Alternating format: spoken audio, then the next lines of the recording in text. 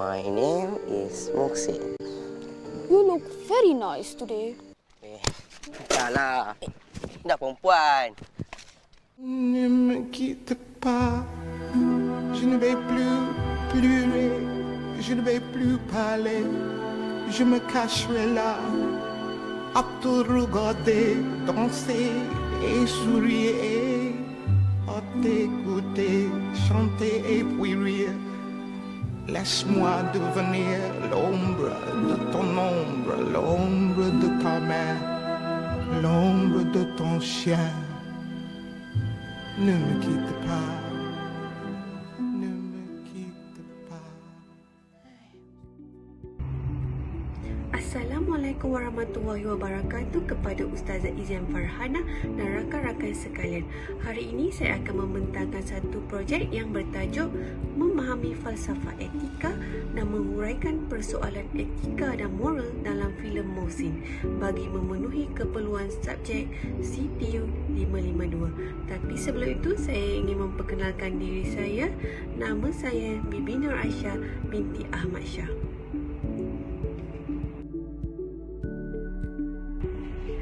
Filem adalah satu bentuk karya seni yang memaparkan jiwa dan pemikiran sang pengarah. Seperti sang novelis yang mengungkapkan cantuman aksara dan frasa, sang pengarah mencantumkan imej yang terpancar dari rakaman kemudian digaul menjadi sebuah realiti baru. Filem ini ditayangkan pada 26 Oktober 2006 dan dibintangi oleh barisan pelakon yang cukup berkaliber. Muhsin merupakan filem ketiga arahan Yasmin Ahmad. Beliau telah memilih percintaan kanak-kanak sebagai subjek utama dalam filem ini. Ia mengisahkan tentang orkid dan Muhsin yang dipertemukan semasa cuti sekolah dan membibitkan sebuah persahabatan. Muhsin mula menaruh perasaan terhadap orkid. Akhirnya wujud masalah antara mereka dan filem ini akan menunjukkan bagaimana perasaan cinta tersebut akan merosakkan sebuah persahabatan. Tema percintaan kanak-kanak ini sangat menarik untuk dibincangkan dari sudut etika dan moral. Jadi terdapat beberapa persoalan yang akan dibincangkan dari sudut tersebut. Satu petikan ayat dari Albert Einstein, seorang ahli fizik teori. Beliau menyatakan, "Only morality in our action can give beauty and dignity to life." Yang bermaksud, hanya tindakan yang bermoral akan memberikan keindahan dan martabat dalam hidup. Sebelum kita pergi kepada persoalan-persoalan yang ingin dibincangkan dalam filem ini, kita haruslah memahami terlebih dahulu apakah itu falsafah etika. Secara etimologinya, etika berasal dari bahasa Greek iaitu ethos yang bermaksud kesusilaan atau kebiasaan. Etika seringkali berkait rapat dengan moral. Moral dalam bahasa Latin iaitu mors yang bererti adat, kebiasaan atau cara hidup seseorang yang melakukan perbuatan yang baik dan menghindar perbuatan yang buruk. Istilah lain yang sama erti dengan etika dalam bahasa Sanskrit ialah susila dan dalam bahasa Arab ialah akhlak.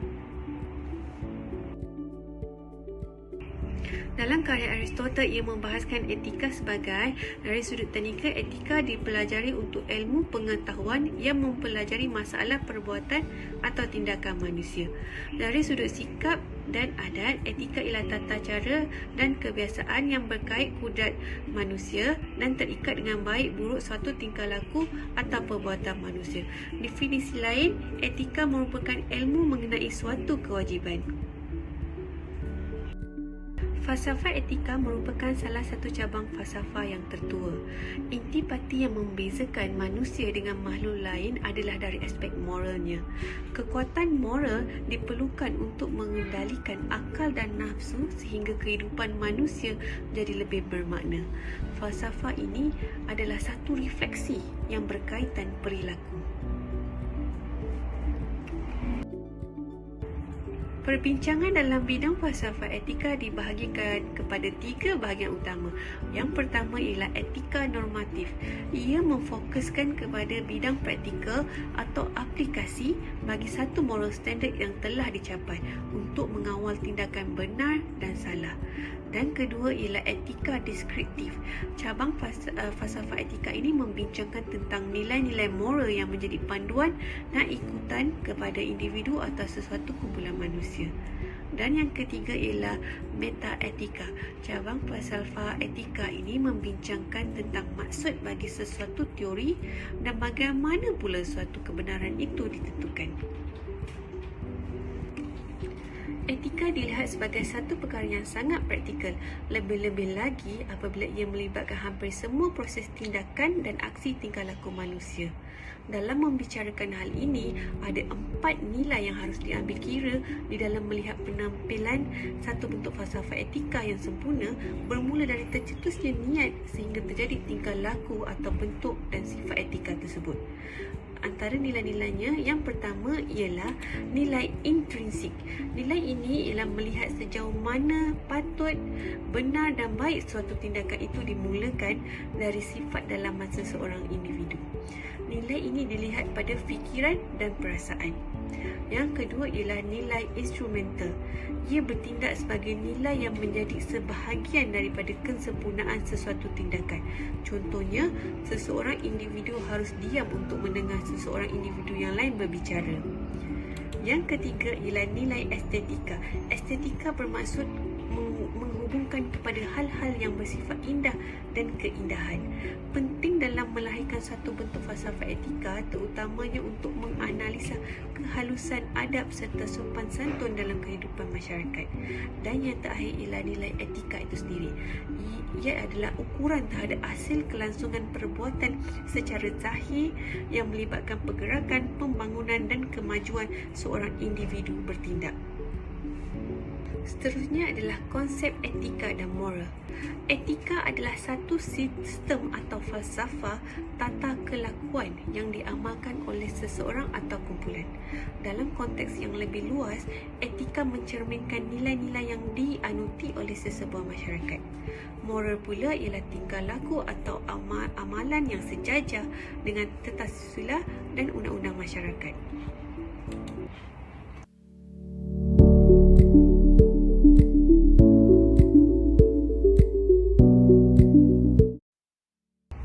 Persoalan etika dan moral yang pertama dalam filem ini ialah percintaan zaman kanak-kanak. Mohsin, remaja yang baru berusia 12 tahun, jatuh cinta pandang pertama dengan Orchid yang hanya usia 10 tahun. Mereka selalu menghabiskan masa bersama dan bebas ke sana kemari. Keadaan mereka berdua yang sentiasa bersama itu agak bertentangan dengan nilai etika dan masyarakat timur, apalagi jika dilihat dari sudut agama Islam. Dalam Islam, hubungan intim lelaki dan perempuan bukan muhrim boleh membawa kepada perlakuan yang lebih buruk hingga kepada perbuatan zina. Persoalan yang kedua ialah etika kejiranan.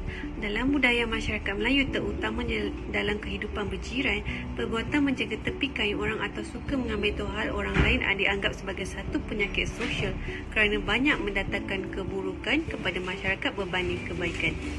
Rosie, seorang suri rumah, sering memerhatikan tingkah laku keluarga Pak Atan yang dianggap pelik.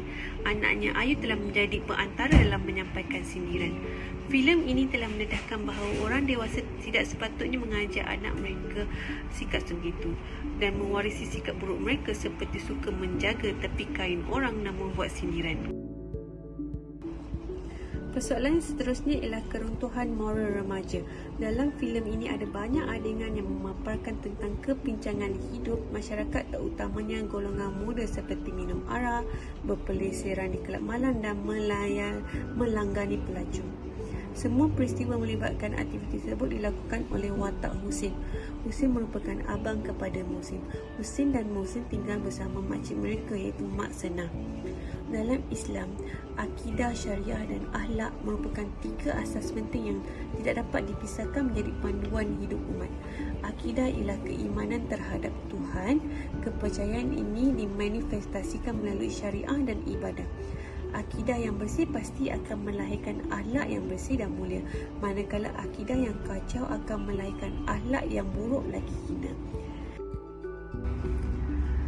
Akhir sekali, kesimpulannya, etika bertujuan untuk menjelaskan kepada manusia tentang baik dan jahat, betul dan salah bagi mencapai kebahagiaan dalam kehidupan. Sejak awal peradaban manusia, tamadun-tamadun dunia meletakkan etika setaraf dengan agama dan kepercayaan. Pergaulan antara lelaki dan perempuan dalam usia awal akhir balik perlu dikawal oleh golongan dewasa bagi mengelakkan berlakunya keterlanjuran. Memang tidak dapat dinafikan bahawa perasaan cinta adalah anugerah Tuhan kepada hamba-Nya, namun ia hendaklah dikendalikan dengan baik dan dikawal menerusi pendidikan agama. Agama Islam mempunyai ajaran yang lengkap dalam membentuk akhlak manusia ke arah kebaikan di dunia dan akhirat.